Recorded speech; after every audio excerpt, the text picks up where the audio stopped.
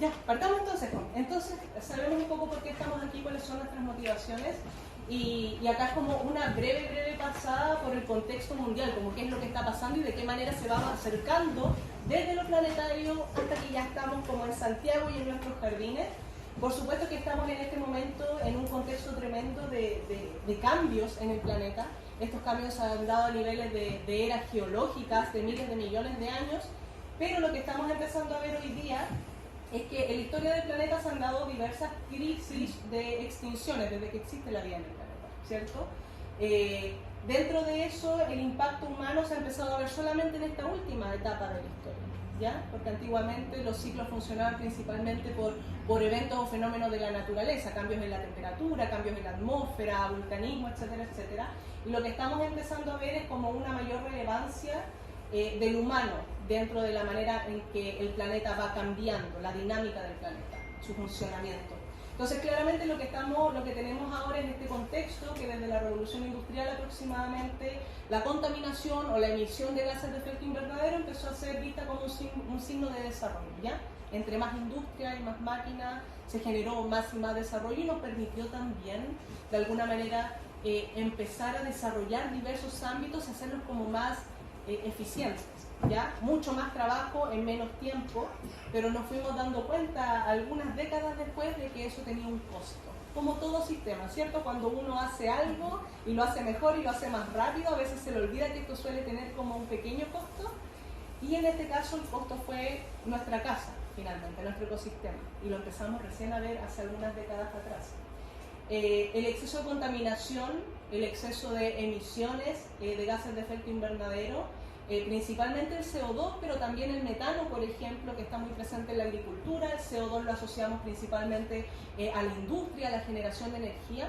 Todos estos procesos liberan gases, ¿cierto?, que aumentan o hacen un poquitito más fuerte el efecto invernadero. Entonces, para quienes no están como al día con esto, el efecto invernadero básicamente es un efecto físico y químico en el cual existe una capa de gases a nivel de la atmósfera que permite que la radiación y el calor que vienen del sol reboten un poquitito y todo este sector en el que nosotros vivimos se mantenga una temperatura súper estable. Si esta capa no existiera, nosotros no existiríamos tampoco, porque no se daría una temperatura que sea apta para la vida en la Tierra, ¿ya? Entonces, finalmente esto nos permite estar en aproximadamente, si mal no recuerdo, una temperatura promedio de 18 grados, promedio. Hay variaciones, por supuesto, tenemos desde hielo a zonas muy desérticas y tropicales, pero ese es un promedio y eso nos permite este efecto invernadero, que es cierta composición y cierta proporción de estos gases. Entonces, lo que hicimos nosotros en los últimos años, básicamente, fue aumentar esta concentración de gases. Algunos gases se concentraron más que otros, ¿cierto? Y eso empezó a generar una variación y una modificación en este efecto invernadero que empezó a constituirse como un calentamiento global, ¿ya? Entonces, lo que estamos mirando en este gráfico, las fuentes de la NASA, es una forma muy gráfica y muy directa de mostrar el promedio de temperatura en el planeta. Entonces, si ustedes miran esta línea y ven líneas que se ven blanquitas, eso es como una no variación, ¿ya? Como 0%, o sea, 0 grados de variación. Y si uno se va hacia el azul, significa que el promedio de ese año fue menor que el promedio. Y si es rojo, fue mayor que el promedio. Entre más rojo, por supuesto, más alto. El más azul es menos 0,6 grados promedio y el más alto es 1,2 grados centígrados. Entonces, obviamente, lo que empezamos a ver en cierto momento, de hecho yo estoy marcando cerca de 1940, como la etapa en la que a nivel global se empieza a observar esta tendencia de aumento de temperatura. Empieza más o menos rosadito, y hoy día, de hecho, si uno mira otros gráficos, ya no estamos en el rojo, estamos en el morado. Ese nivel de calentamiento. Y es difícil entender qué significa 1,2 grados de aumento. Es como, bueno, donde, no sé, nosotros lo pensamos en Santiago, por ejemplo, que antes el día más caluroso era de 31 grados y ahora tenemos días con 36, 37. Pero pensemos siempre que esto es un promedio, ¿ya? Estamos pensando en el caso Santiago, que tiene una geografía muy específica, pero a nivel global hay que pensar en el planeta como una persona. Cuando nosotros normalmente en este momento, si estamos todos sanitos, estamos quizá con una temperatura corporal de 36,7, cerca de 37 grados, piensen qué estaría pasando con ustedes si en este momento estuvieran con 38,3 grados en el cuerpo.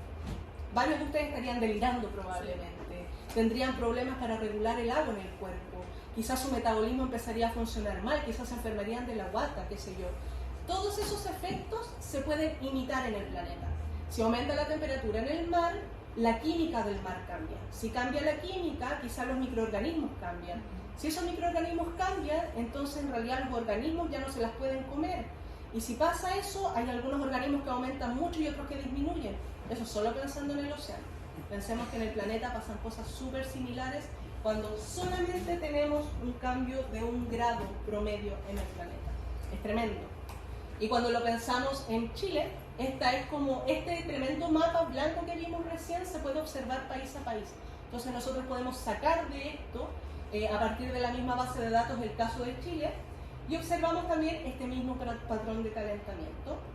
Si se dan cuenta, ese llega aproximadamente al 2010, y lo que empezamos a observar es que para nosotros, cerca de 1970, se da inicio a esta observación de patrón de calentamiento.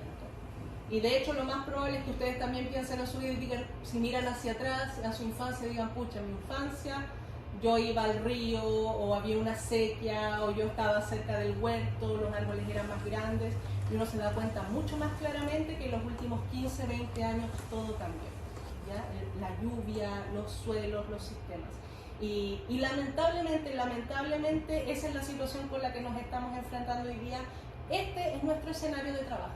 Y creo que en ese sentido hay que ser humildes para asumir lo que hemos hecho en el pasado, pero también entender que esto no es una sentencia, sino que simplemente es una motivación y es nuestro primer espacio, nuestra primera piedra para el trabajo que hagamos a futuro.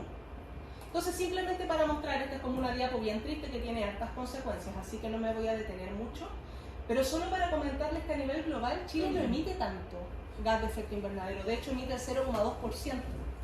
Pero si hacemos el zoom de nuevo, desde el planeta hacia la región latinoamericana, nos vamos a dar cuenta que Chile, que aparece aquí con una especie de barra, es, con su pequeña población y con su pequeña superficie en comparación a otros países, uno de los países que más emiten, ¿ya?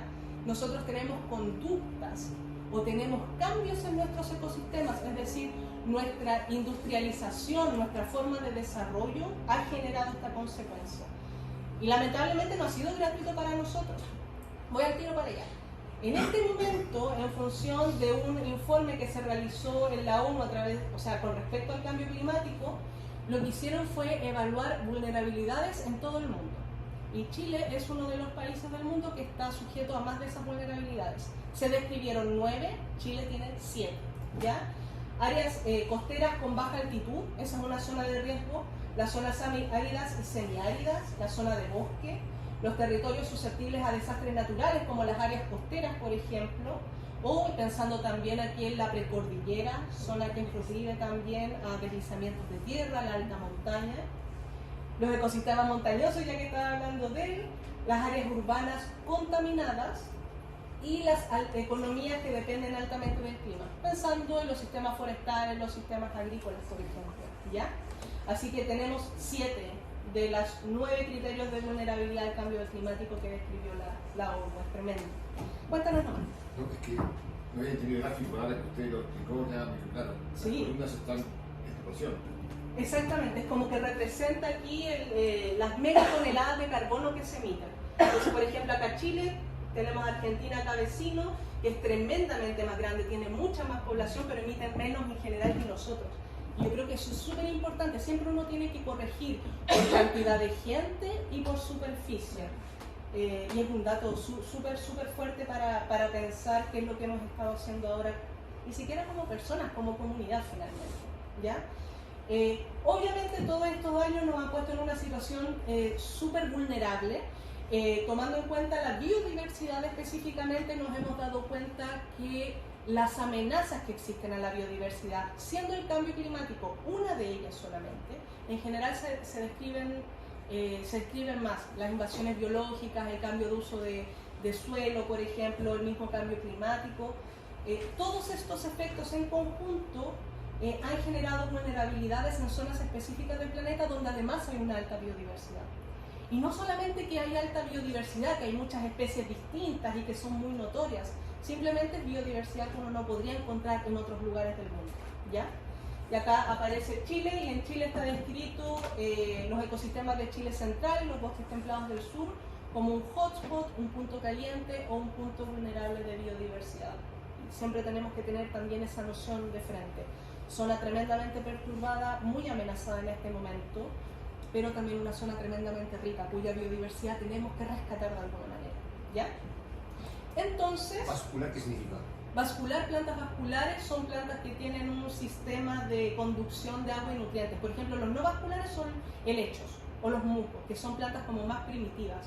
Vascular tenemos la gimnosperma, los pinos y todas las plantas con flores, que son casi todas en realidad. Por eso usamos esas de referencia porque son la mayoría. Entonces, aquí está, desde la costa del Pacífico hasta las cumbres andinas, entre los 25 y 47 grados, que es como parte importante de Chile, incluyendo Juan Fernández. Entonces estamos como en una zona de vulnerabilidad tremenda. Entonces básicamente es como volvemos a eso. Tenemos la situación chilena, tenemos el cambio climático, y yo digo el cambio climático está afectando a la biodiversidad. Pero así, de nuevo, demos una vuelta muy rápida y pensemos como cuál es nuestra noción interna, como qué pensamos nosotros cuando yo digo biodiversidad. Podemos usar este sistema también que aparece acá, este esquema como idea general. Pero para ustedes, ¿qué es la biodiversidad? Así como en un par de palabras. Riqueza en especies de flora y fauna. Ya, riqueza, tenemos riquezas que se ven en especies, que lo vemos también en flora y fauna, que es muy fácil de ver como cuántas especies distintas hay. ¿Alguna otra idea con respecto a la biodiversidad? O sea, ¿qué es en cuanto a la biodiversidad? Sí, como que entienden ustedes No por entendía. biodiversidad. Todas las cosas biológicas Y es algo diversas. biológico relacionado a la vida, ¿cierto? La Sí. tierra, las plantas, Es el como una aire, especie de representación de riqueza de la vida, ¿cierto? el hábitat. Justamente. Entonces, si nos vamos como a la definición, para pasarla muy rápido, tiene que ver con la variabilidad de organismos vivos. Muy bien. De cualquier fuente, todos los organismos, incluidos, por ejemplo, los ecosistemas terrestres, marinos y otros ecosistemas acuáticos y complejos ecológicos de los que forman parte. O sea, aquí ya no es solo la especie, sino que el ecosistema del que forma parte. Y comprende la biodiversidad dentro de la especie. Entonces aquí podemos ayudarnos nosotros pensando como la especie humana, entre las especies, por ejemplo la diferencia entre nosotros y por ejemplo los caballos, no sé, como algún otro grupo de especies, y de los ecosistemas. Y para hacerlo más gráfico, simplemente una ayudita, nosotros podemos ver la biodiversidad a distintos niveles, ¿ya? Tenemos el mismo ecosistema que estaba al inicio, entonces le estoy haciendo un pequeño zoom. Entonces vemos que tenemos biodiversidad a nivel de ecosistema. Entonces si uno mira un paisaje muy grande, es como abrir el Google Maps y abrir Chile, y ya, y uno mira Chile y dice ya, allá hay un ecosistema de alta montaña, acá hay otro sistema de bosque, pero si uno se va un poco más a la costa puede haber humedales, pero también hay una zona costera. Entonces uno vio como una zona regional muy grande y encontró distintos ecosistemas, biodiversidad a nivel de ecosistemas, ¿ya? Gran escala. Después de eso uno puede ver poblaciones distintas. Es difícil verlo en humano, pero quiero que lo pensemos en alguna otra especie. Por ejemplo, tomemos una planta, veamos el mismo quillay, por ejemplo, que es una planta que todos conocemos acá en Santiago. El quillay tiene una distribución relativamente amplia, la zona central, Pichintún para el norte, Pichintún para el sur, o podemos tomar, por ejemplo, los robles como ejemplo, pero hay distintas especies que se agrupan y funcionan como una población, y la población de Coquimbo puede ser distinta a la población de los Molles, y esa población ser distinta a la población de San Carlos de Apoquindo, por ejemplo, ¿ya? Diversidad a nivel de poblaciones. Y finalmente, dentro de la especie, todos nosotros somos diversos, colores de pelo distintos, color de ojo, tamaño, altura, enfermedades a las que somos más vulnerables. Entonces lo importante acá, y quiero que nos llevemos esta idea a la casa también y para compartirla, es que la diversidad no es solamente perro, caballo, como pudú, ser humano. No es solo a nivel de especie, sino que la biodiversidad lo cruza todo, ¿ya? Y eso es lo que tratamos de defender también. Si vamos a trabajar con una sola especie, de repente asegurarnos que tenga un orígenes distintos para enriquecer todo este tema. Y eso lo aplicamos tanto a nivel de ciudad como a nivel de salud. Dentro de eso, y seguramente ustedes lo reconocen, lo estuvimos conversando un poquitito antes del inicio de la charla, es que existen especies que son nativas, endémicas y exóticas. Y esto, en vez de explicarlo mucho, les voy a dar como algunos ejemplos. Especies nativas son especies que son parte de la evolución de la zona geográfica donde estamos. Por ejemplo, hay especies que se han desarrollado en sistemas de precordillera, más o menos en Chile central, pero de repente uno la podría encontrar también en ecosistemas que pasaron la cordillera y la encontramos en Argentina. O quizá hay alguna especie que es muy desértica y está en el norte de Chile, pero se pasó para Perú. Cuando tú tienes una especie que está presente de manera natural en tu país, pero también está en otro, se le llama nativa, ¿ya? Es propia de tu zona geográfica, pero es compartida con otras zonas. Al contrario, y esto ya no sé cómo sacarlo ahí, muy bien. Al contrario, cuando tenemos una especie que de verdad su historia evolutiva ha hecho que esté adaptada solamente a las dunas de la quinta región y solo uno la puede encontrar en la zona costera del norte de Valparaíso, eso es una especie endémica que tiene una distribución tremendamente restringida. Y a esa clase de especies le tenemos que poner harto ojo, ¿ya? Cuando estemos trabajando en conservación, es como ponerle una estrellita, ponerle un pin a ese grupo de especies. Acá en la zona central existen hartas, tanto en flora como en fauna, ¿ya? Y finalmente especies exóticas, a propósito que estuvimos hablando un poco del chinche del arce al inicio de la clase, especies que han sido introducidas por acción del ser humano. No necesariamente voluntariamente, como que no sé, a inicios del siglo XX el bisón se lo trajeron voluntariamente. Así como en una maletita llegamos a Chile y el bisón no nos funcionó y vamos al ecosistema, especie exótica introducida voluntariamente también como por ejemplo, si no me equivoco, las liebres o los conejos. Uno de esos grupos también fue como introducido. Acá podemos hablar de un accidente, algo que venía, como hablamos al inicio, en un fardo de ropa, alguna clase de molusco que venía pegado en el buque que viaja por todo el planeta. Son especies que naturalmente y evolutivamente no son parte de nuestro territorio nacional y que de alguna manera llegan acá y existen, se desarrollan. Hay algunas exóticas que se quedan dentro del jardín, no molestan a nadie, pero dentro de ese grupo hay algunas que se pueden adaptar muy bien, demasiado bien, y empezar a desplazar a las nativas, o empezar a atacar a las nativas, o crear un compuesto que hace que la nativa ya no pueda crecer ahí. Eso es una especie exótica, apellido invasor. Y esa, así como nosotros acá poníamos ojo en conservación, a la exótica invasora hay que ponerle un pin para el manejo, el control o la erradicación, ¿ya? Y esto lo vamos a pillar incluso dentro del jardín, así que ojo con eso. Entonces, ¿qué pasa en la ciudad? Partimos en el planeta, nos fuimos a Chile, ahora ya por fin estamos en Santiago, y lo que observamos acá es básicamente un mapa blanco y negro, así como súper contrastado, en el que observamos la variedad en el tiempo de la superficie urbana. Y yo creo que esto de alguna manera ustedes lo saben porque es una historia que se repite en distintas partes del mundo, en distintas ciudades de Chile, en distintas ciudades de Latinoamérica, ¿ya? Que sigue este mismo patrón de urbanización, de desarrollo. Hay ciertas comunas del país, por ejemplo, donde se dio cierta industria que hizo que de repente toda la población se fuera para allá. Pasó mucho en el siglo XIX y en el siglo XX. Y acá en particular en la zona central, en la región metropolitana, empezamos a observar como esta ampliación urbana hacia el sector de la precordillera, ¿ya? Entonces lo que vemos de alguna manera es que zonas que antiguamente eran matorrales, que eran bosques, un poquito más hacia el poniente, como Pudahuel, hacia la zona costera teníamos como harta zona inundable, harta humedad, ¿cierto? Algunos bosques de la cordillera de la costa, qué sé yo, se empezó a llenar de ciudad.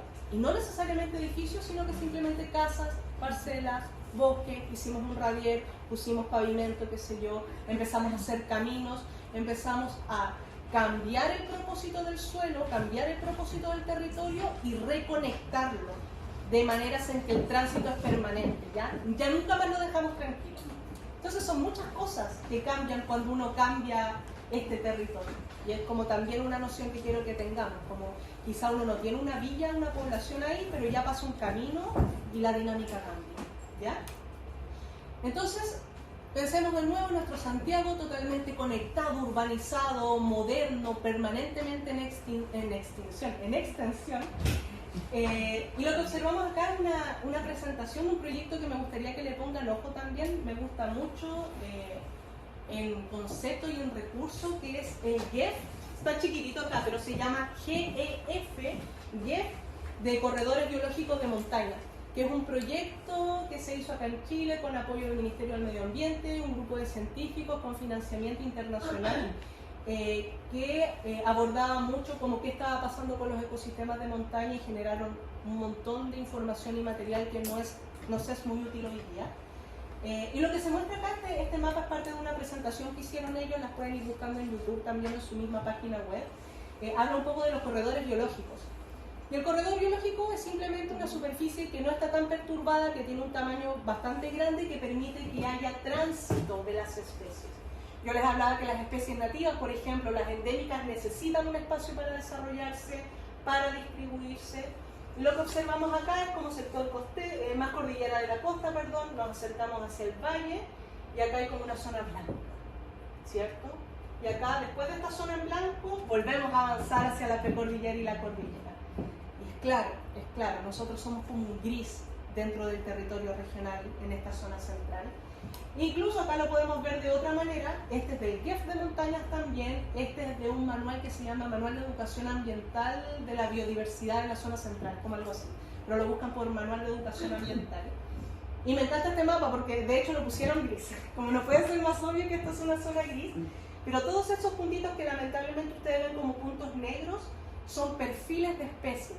Entonces sale el perfil de un árbol, sale el perfil de un pequeño roedor nativo, de un roedor endémico, de una lagartija, y entonces lo que hace este mapa es decirte, esto está acá, y lo que empezamos a observar es que nuevamente buena parte de nuestra región metropolitana son puntos grises. Entonces eso nos plantea un escenario bastante triste, pero también nos plantea un desafío, como dentro de la ciudad, nosotros que vivimos en la ciudad, que nos transportamos en la ciudad, de qué manera podemos contribuir a esta situación. Y en general lo que se ha hecho, y yo creo que no se ha hecho siempre pensando las personas que trabajan como en la arquitectura del paisaje quizá, y las que trabajan en el sistema público, que quizá la plaza y el parque no siempre se hizo como una alternativa de conservación biológica o de conectividad del ecosistema. En realidad son como espacios más de recreación, ¿cierto? También como esta cosa emocional de tener un espacio verde, tranquilo, pacífico, es como zona dentro de la ciudad, como una pausa, es como una especie de descanso.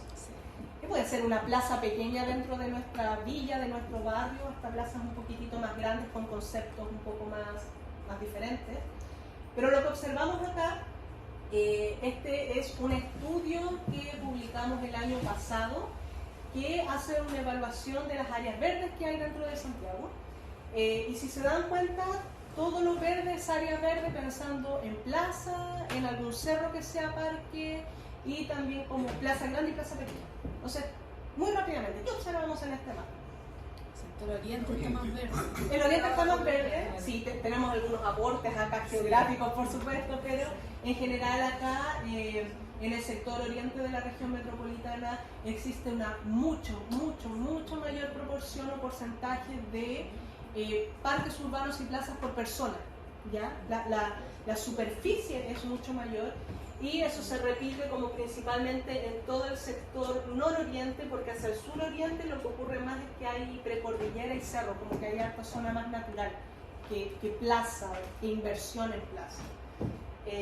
Vemos que hacia el centro es un poco más complicado, como centro norte también, área gris tremendamente urbana, pero también si volvemos como a la zona un poco más poniente, que vuelva a ser un poquito menos urbana o menos conectada, observamos este mismo blanco, ¿ya?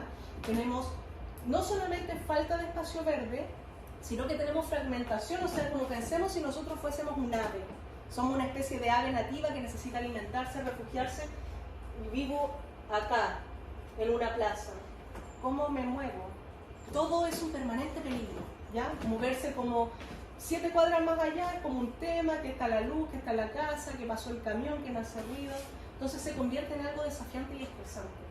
Entonces, si miramos nuestras ciudades, vamos a encontrar esto, ¿cierto? Que son cosas que ustedes van a empezar a decir, oye, yo conozco esto, lo he visto en la plaza de la esquina, o lo he visto en mi propio balcón, o lo vi en el balcón de la vecina, o mi antejardín es así, antes de empezar a hacer nuevos esfuerzos.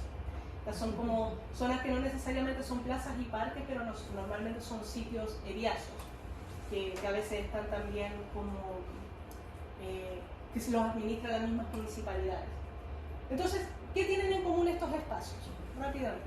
Subutilizados, Están súper subutilizados, normalmente son como se ven grises, finalmente como que les falta ese verde. Otra cosa que les llame la atención, hay un nivel y después está esto, como que le falta Biodiversidad. estructura, le falta un poco de estructura, ¿cierto? Como un poquito más llenito. lo mismo. Esto me da mucha risa siempre, que es como, lo he visto también cerca de mi casa, porque yo miro harto los jardines de los vecinos, es como que ponen un árbol acá y ponen un árbol allá.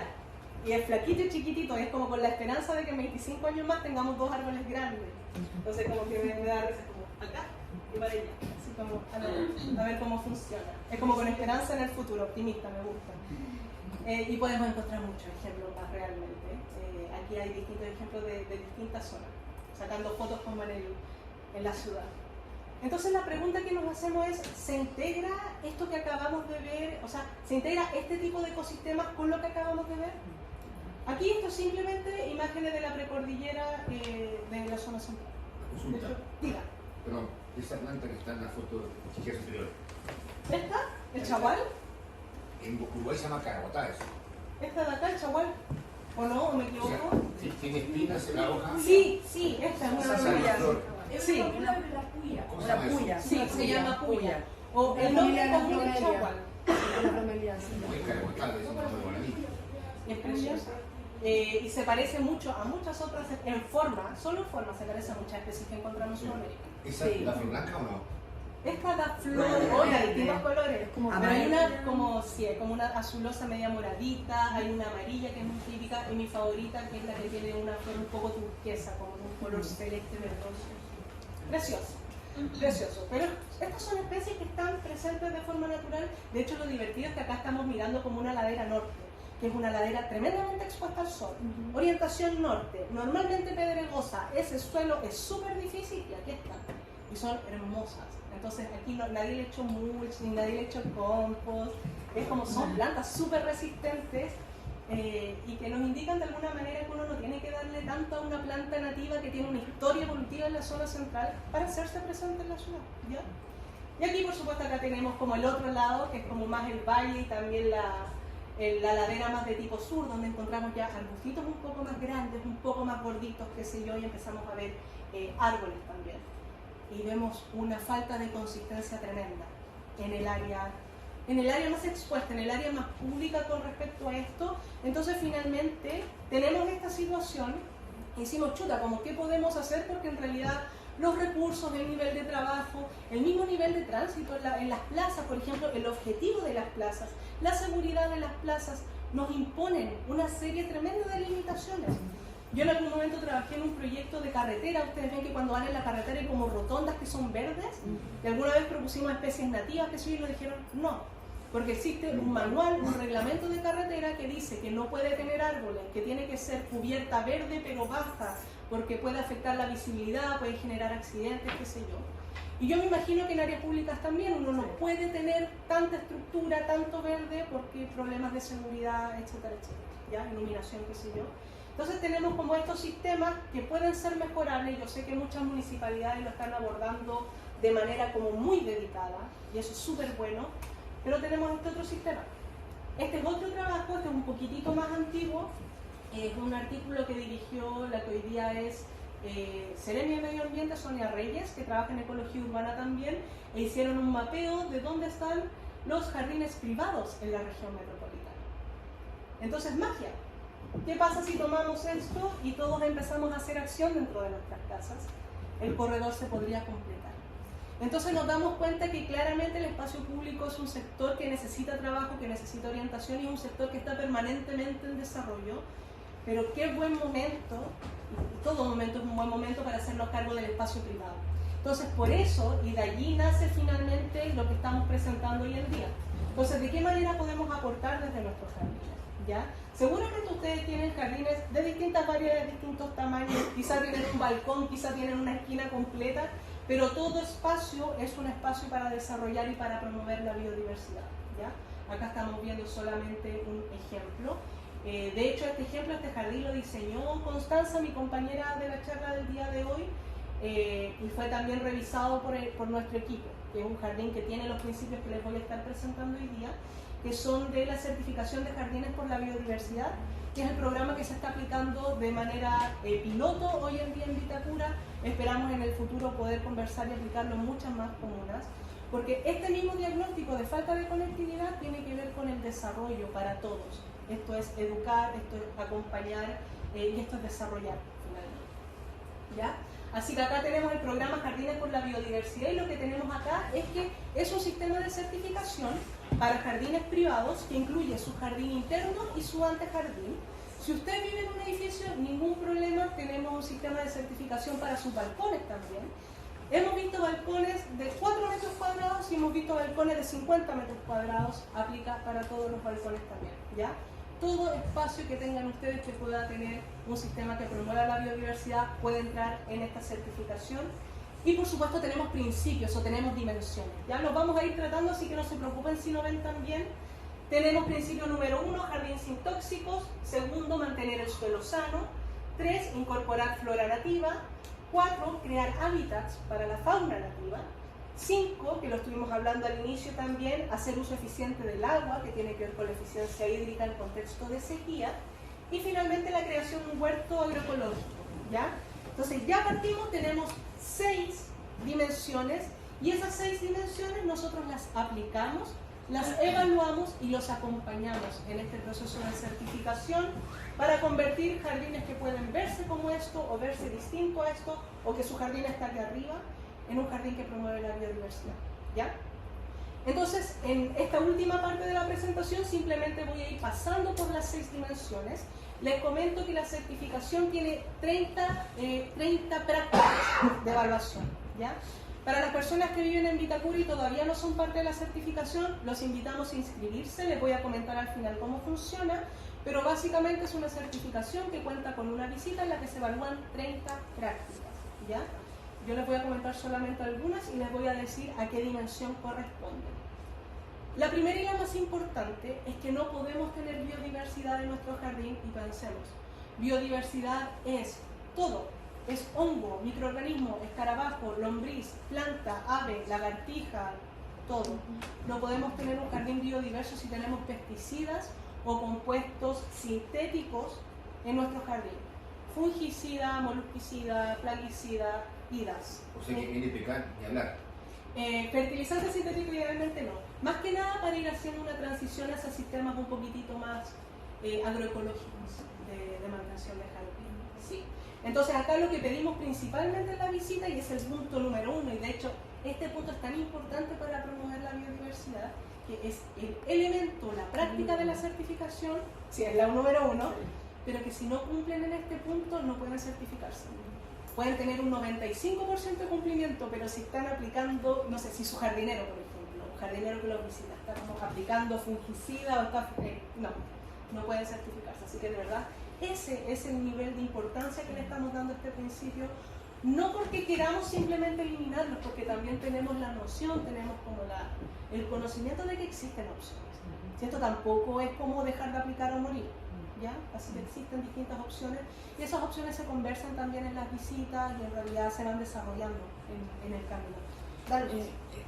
Mi pregunta va porque yo estaba comprando algunas plantas y llegaron moscas chiquititas y polillas, empezaron a comer la hoja. Y obviamente fui y compré de Anasac, compré un producto que me recomendaron y murieron. Y las flores están maravillosas, hermosas, pero ¿qué pasa si yo no le aplico algo? ¿Cómo mato el bicho? Es una muy buena pregunta, porque yo creo que es una pregunta que refleja una preocupación. Y esas son las cosas que me gustan en todo el jardín, porque son como elementos que uno va observando de a poquito. Y a medida que uno se va relacionando con el jardín, se empieza a dar cuenta que hay presencia de insectos que constituyen señales. Hay otros que simplemente son un visitante y no generan problemas. Y hay otros que pueden generar un problema, depende de lo que uno entienda por problema. Por ejemplo, yo hoy día estaba en mi jardín y fui a mi espuela de galán, que me gusta harto porque ahora en invierno por fin agarro vuelo. Ahora que está más fresquito el ambiente. ¿De qué? Espuela de galán. Podemos buscar fotitos de capuchina también, sí, que tiene una florcita rojita, naranja. Que se come además la Preciosa. Es preciosa. Ah, es una planta. Es una planta. Yo digo que escuela, no sé qué. Espuela de galán porque su florcita tiene como una espuelita así como que. Entonces yo la vi y dije, oh, está preciosa, oh, le falta un cuarto de hoja. Entonces hice una apuesta conmigo y me dije, apuesto que voy a encontrar orugas de hoja. Sí, estaba lleno. Sí. Y de hecho, como que la vi, cayeron varias. Dije, te vas a llenar de Claro, mariposas. Fabiola que no sabe, o Fabiola de hace muchos años atrás, antes de aprender todo esto, dice, no, está con plaga, porque plaga, es como, habían como 20, y habían huevos, pero en realidad es como uno, van a la escuela de Galán, como que la utilizan, les gusta comer esa y no están visitando ninguna otra, están allí viviendo. La escuela de Galán se reproduce permanentemente, así que no se va a morir, y también voy a tener mariposas en el jardín. O sea, lo que está haciendo es, ni siquiera es un daño, está almorzando en un espacio local que no molesta a nadie, y una vez que sea mariposa, cumplir su vida y cumplir su ciclo va a ser un tremendo beneficio. Entonces, en ese caso, creo que lo que te pasó a ti es que quizá tenías moscas de sustrato, que se dan en suelos que son demasiado orgánicos y tienen mucha humedad. ¿Sabes cómo hacer? Si quieres eliminarlo o disminuirlo, un poco de control de condición de jardín. Y otros bichitos en realidad se constituyen como plaga cuando se da una condición que es de debilidad de la planta.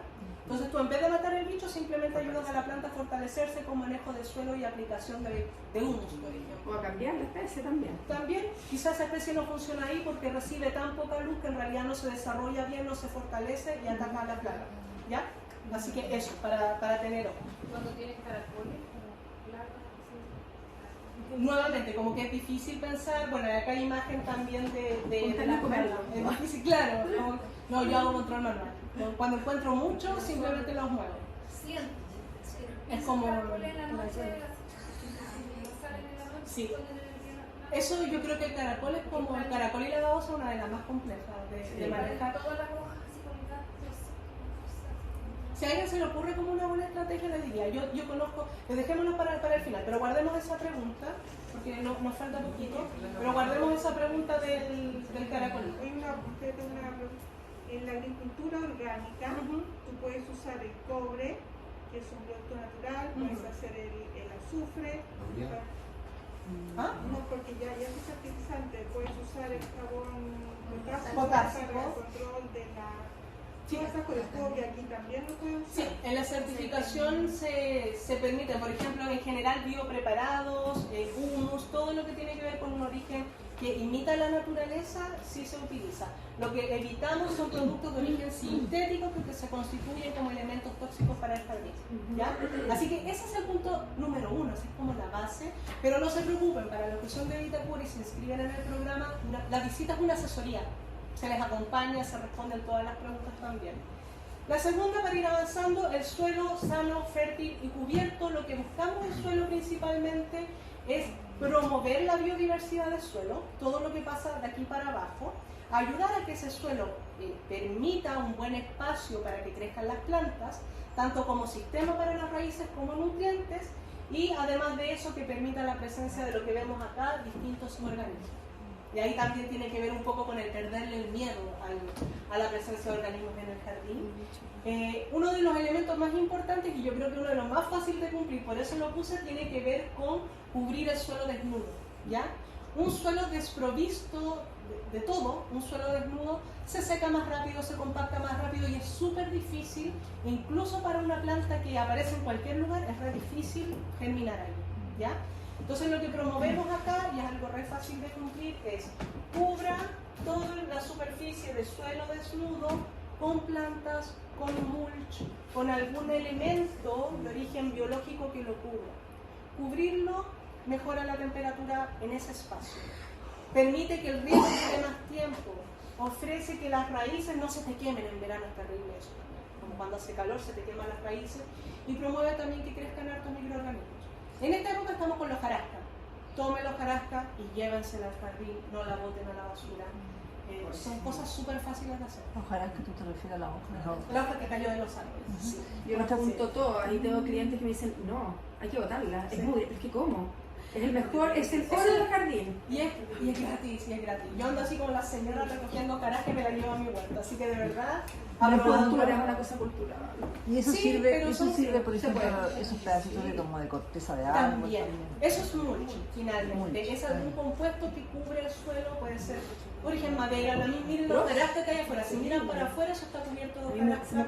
En los mismos bancales que tienen las hierbas también tienen hojarasca. Entonces ahí se está generando vida y nutrientes todo el tiempo. Entonces ni siquiera es una cosa hippie, es eso.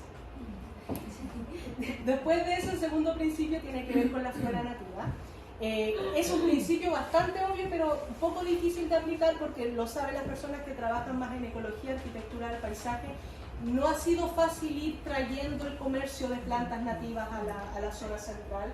Afortunadamente en los últimos 5 años han aparecido hartos viveros y lo que tratamos de promover y lo mostrar también, que hay de todos tamaños y todos colores y para todos los gustos. Un poco más tolerante al semisombra, un poco más tolerante al sol. Y en general son plantas que crecen en la zona central de Chile históricamente de forma natural, ¿ya? Así que lo que se evalúa, por ejemplo, estábamos en el ítem de flora, se evalúa diversidad, se evalúa que tengamos como un elemento más vertical, que no todas estén a nivel de suelo y que haya 3 árboles, sino que haya un poco como de cobertura de vegetación, que es lo que estamos mirando ahí atrás también, ¿cierto? Que tenemos un nivel más bajito, un nivel intermedio y después tenemos copa. Eso ya es puntaje en nuestra certificación. De hecho lo vemos acá. Su patio posee comunidades vegetales estratificadas verticalmente.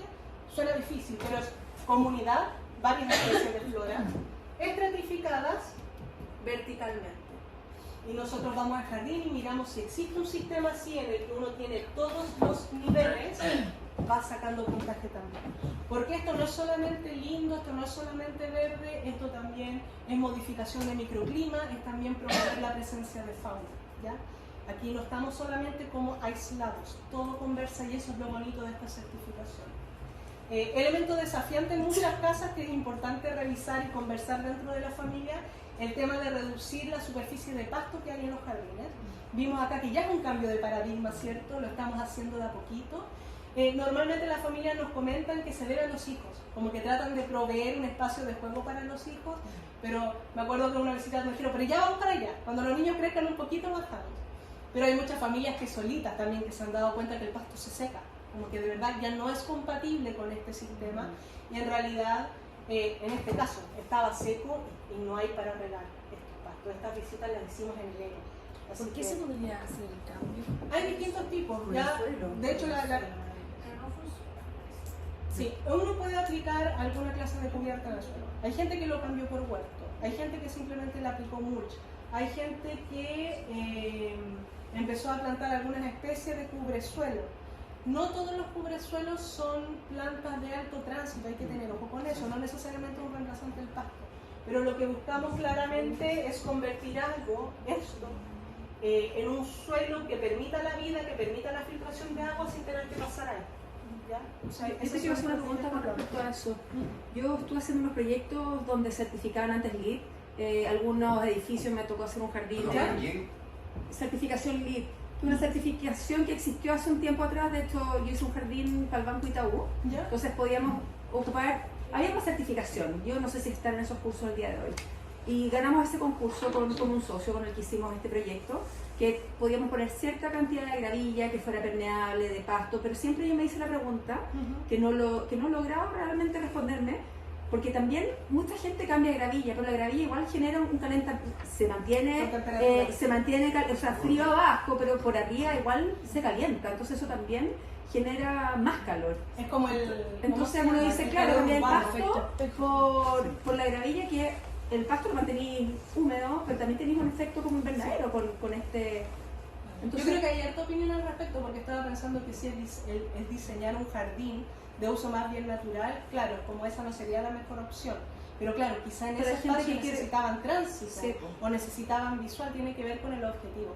Pero te pasa mucho cuando tú decís, ya, cambiamos el pasto. Sí, ya, porque quiero también poner una mesita acá y quiero instalarme. Entonces yo digo, pues ya, el mulch, claro, funciona. Sí. Pero mucha gente quiere algo más duro, como algo que se o que la sopladora no se lo levante, sí. Tantas cosas. Entonces, ¿cómo hago? Porque también aquí donde pusieron todas las plantas, también se puso harta gravilla. Gracias a Dios las plantas taparon todo y la gravilla quizás ayudó con la temperatura que todo brotara más rápido. Entonces, también la gente va tomando esos ejemplos sin saber que... Y los va imitando. Y los va imitando, sin saber que esto otro que ha descubierto y no está con planta.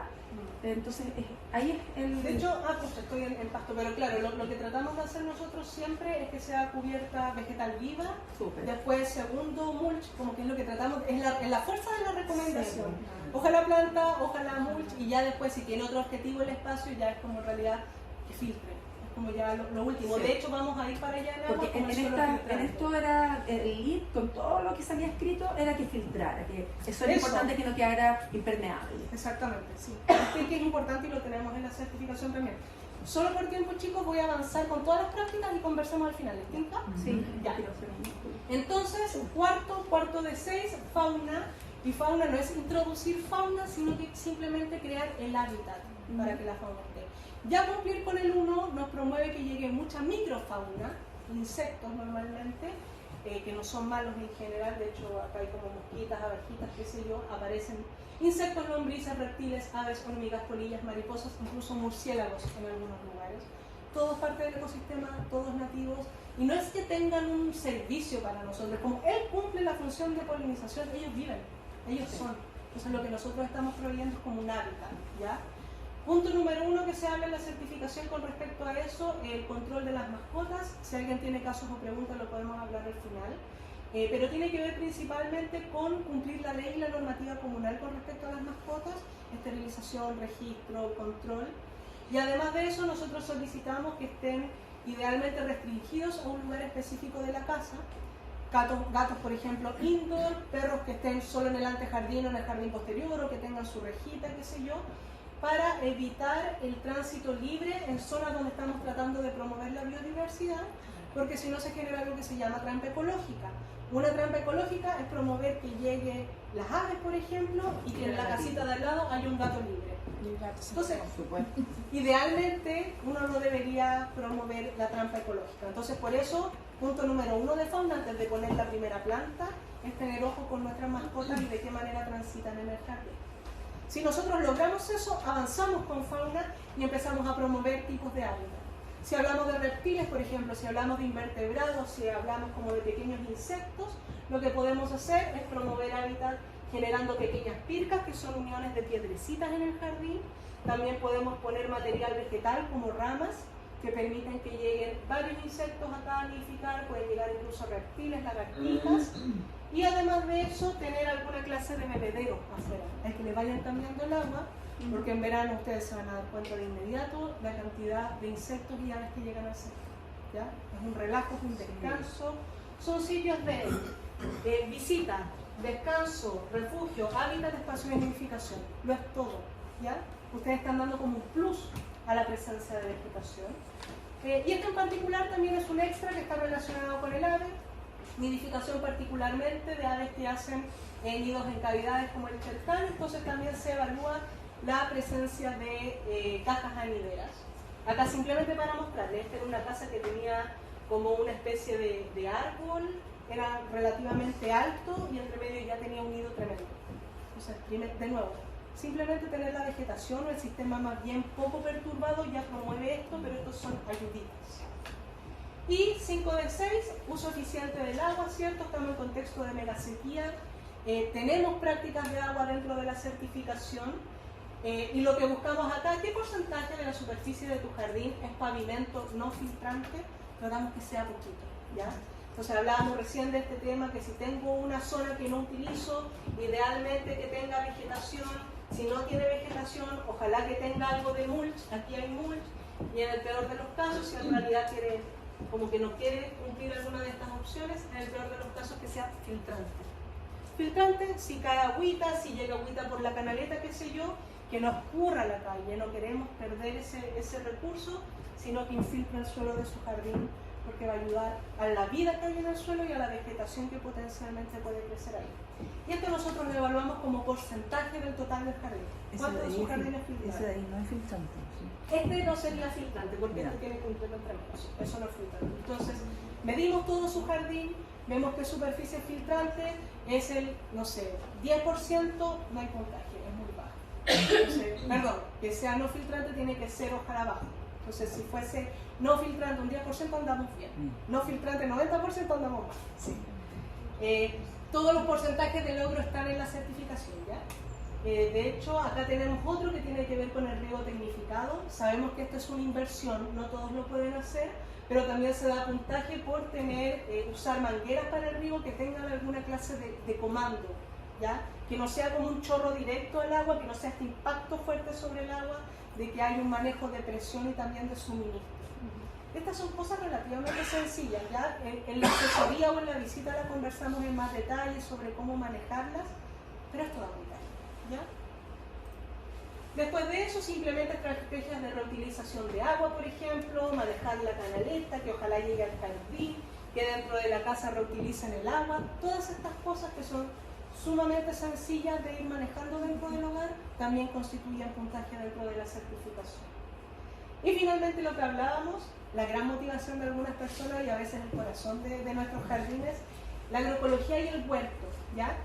Sabemos que el huerto tiene mucho valor dentro de nuestra casa, son espacios de educación, espirituales, de motivación, de alimentación, y también, a pesar de que no son especies nativas, pueden contribuir mucho a la biodiversidad, porque otorgan mejor manejo de suelo, otorgan ciclaje de material biológico normalmente, y la diversidad que se puede alcanzar con estas plantas es maravillosa, ¿ya? Contribuyen mucho a la variedad, a la diversidad dentro del jardín. Entonces lo que pedimos acá es que ustedes tengan un huerto funcional con especies comestibles y o medicinales. Lo que hacemos acá es ver si tienen huerto y cuántas especies tienen. Si es un huerto funcional que tiene varias especies funcionando según el tamaño de su jardín, tienen el puntaje y logran este punto. Solamente mostrar, hay personas que tienen bancales, hemos visto antejardines que parecen huertos, hemos visto pequeñas franjas, hemos visto huertos en maceteros, todo cuenta, ¿ya? Acá lo que evaluamos es que esté bien integrado en su jardín y que tengan hartas especies. Eso se otorga puntaje. Y finalmente la última, si tienes plantas con distintas morfologías floral, es forma, tamaño, color. Y lo que observamos aquí, por supuesto, es el ejemplo de uno de los jardines que visitamos que tiene distintos niveles, distintos tipos de flor, distintas asociaciones. Y esto lo que promueve es la visita en general de insectos, alimentación y visita, ¿ya? Entonces, si se dan cuenta allí, de hecho, todas las que coloqué acá son del mismo KEF de ecosistemas de montaña. Vayan a mirar esos recursos. Tienen una guía de polinizadores nativos de Chile Central. Todos estos bichitos que están aquí, que a veces pasan por mosca, son especies nativas que son polinizadoras y que visitan distintos tipos de flores. Si yo solo pongo flores rojas, me estoy perdiendo una diversidad tremenda. Entonces buscamos en este punto diversidad. Y bueno, para terminar, acá en la certificación también tenemos menciones, que son puntos extras que ustedes pueden ganar en la certificación. Si ustedes los visitan en su jardín, especies que son en categorías de conservación, si tienen especies endémicas, por ejemplo, si han generado alguna clase de trabajo con sus vecinos, si están empezando a armar comunidad, tienen puntaje, si tienen alguna clase de planta acuática, tienen puntaje, todos observan el proceso de certificación. Si tienen un balcón, yo les comentaba lo mismo. Se evalúan prácticamente los mismos puntos si tienen un balcón grande o un balcón pequeño. De verdad, todo espacio es un espacio de promoción de la biodiversidad. Acá aparecen simplemente algunos ejemplos. Desde macetero a bancales, hasta balcones que están llenos de plantitas. Todos sirven, todos los niveles en el piso 2 o en el piso 14. Todos los sirven. Y finalmente, especialmente para los vecinos que hoy nos visitan de la comuna de Vitacura, el proceso de certificación. Acá tenemos la información. En su asiento recibieron folletos, material de apoyo también. Se pueden inscribir, es un proceso que va a estar ocurriendo activamente durante el segundo semestre y constituye de distintos pasos. Se inscriben ustedes, van a tener una visita de diagnóstico, que es una especie de asesoría. Se hace una evaluación diagnóstica, se conversa cómo pueden mejorar. Ustedes aplican las prácticas y van a tener la visita final de evaluación, donde van a obtener un puntaje y esa certificación les da cierto nivel y después simplemente pueden seguir avanzando. Este es un proceso continuo de mejora, no es una nota, usted se saca un 6.5 y se acabó, es un proceso permanente, ¿ya? Acá están los niveles de certificación, ¿cierto? Está el proceso. Y solo comentarles que en este momento nosotros en equipo, ¿cierto? Estamos Chagual, el CAPES, aquí con la Municipalidad de Vitacura, en un proceso de piloto que ya está terminando, pero mostrarles simplemente algunas imágenes que ya se las mostré en la presentación, pero esto es lo que hemos visto en los jardines. Y son puntos brillantes, son puntos que queremos seguir promoviendo en otros espacios también. Y estas personas, estos vecinos de la comuna, son los pioneros de la certificación que va a seguir avanzando. Así que, como les comentaba, material tienen en su asiento. Si quieren aprender más, entren a vitacurasustentable.cl.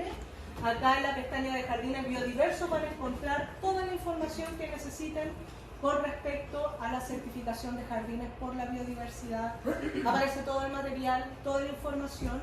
Con Constanza hicimos 3 charlas sobre este tema que abordan mucho de lo que hablamos hoy, así que lo pueden ver también en YouTube. Así que eso, muchas gracias por su participación.